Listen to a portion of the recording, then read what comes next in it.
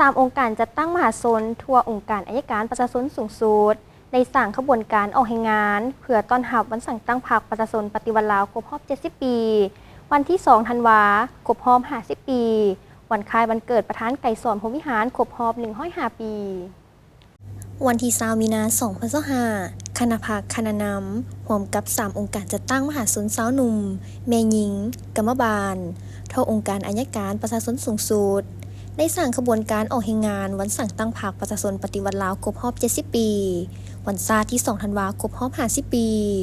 วันคล้ายวันเกิดประธานไกรสอนพรหมวิหารครบรอบ 105 ปี อยู่สถานที่อ้อมหอบสำนักงานองค์การอัยการประชาชนสูงสุดอย่างเป็นขบวนฟุตฟื้น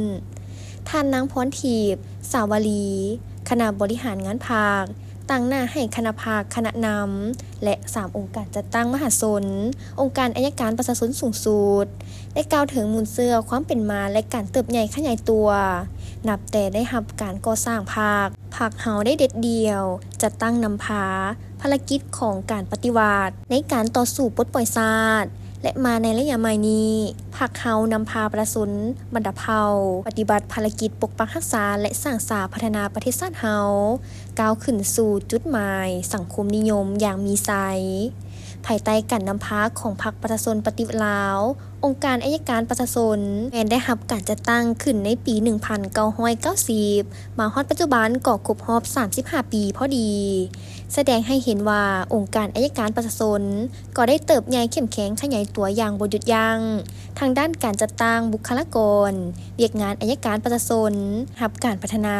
นับมือขั้นศูนย์กลางลงฮอดขั้นท้องถิ่นมาฮอดปัจจุบันนี้องค์การอัยการประชาชน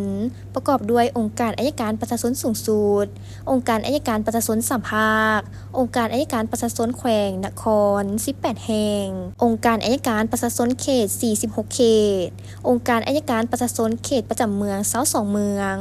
และองค์การอัยการทหารซึ่งได้ประกอบส่วนเข้าในการคุ้มครองราษฎร์คุ้มครองสังคมด้วยกฎหมายอยู่ประเทศเฮานับมีความศักดิ์สิทธิ์รับประกันได้เสถียรภาพทางด้านการเมืองอย่างหนักแน่นสังคมมีความสงบเป็นระเบียบเรียบร้อยโดยพื้นฐานเศรษฐกิจสังคมได้รับการพัฒนาตามแนวทางของพรรคที่วางไว้อย่างบ่หยุดยั้ง